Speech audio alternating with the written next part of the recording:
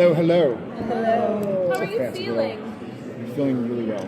Good. I finally rested, Oh, good. got everything taken care of that needed to get taken care of, so I feel better now, but not to go back to work, so no rest for the wicked. At least this is fun work, right? This is the best. I'm saying tonight I have to go back to work tomorrow, okay. which is also All right. fun work. I still have to set an alarm clock, so say Lydia. I'm in her line of sight between you and. So Sam has to step up, be a bit of a leader. That's why he's no time to shave. Yeah. We saw that one of the scenes I really loved back with the Men of Letters was when Sam steps up and was the one who led the charge. So we're developing that part of it. So what's that like to really play that side of Sam? I enjoy it. It's not something I'd say I desire.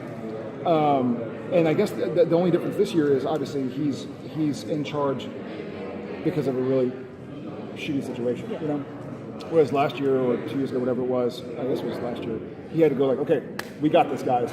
Boot and rally. But now he finds himself, he is so distracted in the time show. And he's also missing his brother, right? And he has all these Apocalypse World hunters in the Mendler's bunker. And so he's trying to tell them how to use a computer and flush the toilet and where the nearest Diet Coke is or this and that.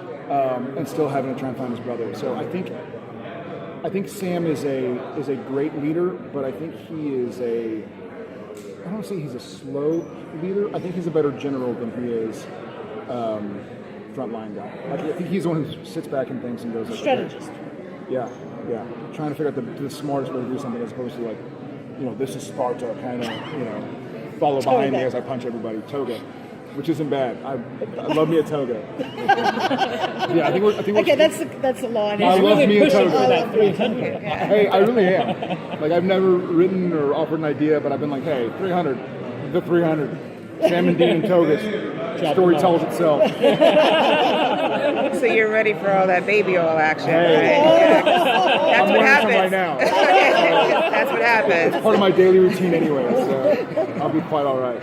Yeah. Is there something you get to do in this season that you've been waiting to do for It's a great question. 14 seasons? I'm sure 300 is going to be something, and they weren't lying up there. I don't think they do know for sure what they're going to do for 300, but I'm sure episode 13, which will be 300, will be something wacky. It better be. If it's just some like, hey, there's a Wi-Fi monster in Arkansas, I'm be like, nope, I ain't doing it. Hire somebody else. So, but the writers never cease to impress me and make me laugh. So, I'm sure it'll be something cool. Yeah.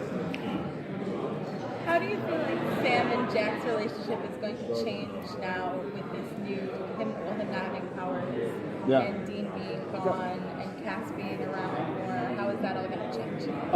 I think it's going to, if anything, intensify the sort of empathy and compassion Sam feels for Jack. He already shared the feeling of being an outsider, being a little different, being a little less than. But now that Jack has lost his undeniable powers and strength, there was probably a bit of fear last year. Sam legitimately cared about him, but there was probably a little bit of fear just because Jack wasn't. We didn't know what he was going to be, a powder keg or what.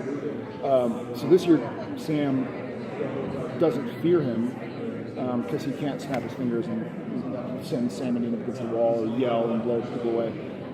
So I think it's just more legitimate compassion and empathy, and I'm here for you, buddy, and what can I do? To be Jack's Dean. You know what I mean? The Dean is the same thing. Is this a difference for Sam this time? In the past, when he's lost Dean, he's usually been on his own and been driven to desperate lengths. But this time, he has got people, his family around him. Yeah, it is huge. And also, I think specifically, Sam, having been possessed by Lucifer, feels like, oh God, like I know how intense it is to be possessed by an archangel, and how much power it takes away, how you really are just a bystander. So I think Sam feels a definite responsibility. He is around his mom. He is around, Apocalypse World Bobby. Thanks, brother. So, but I do feel.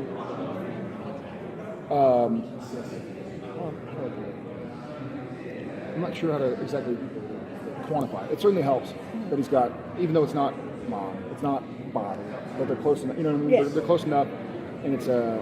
I don't know if misery loves company or whatever, but I think he appreciates it. Sam works better as a team than as an individual. I think that's what I'm trying to say. It took me a while to find it. At the end of the last season, we saw a little bit of a beaten down, defeated character. When we feel this season, are we going to get any address of like mental health awareness and issues, because that's something that's so personal for you? I think. I don't. You know, I hope not. I hope not specifically, because I'm still. You know, I love Sam.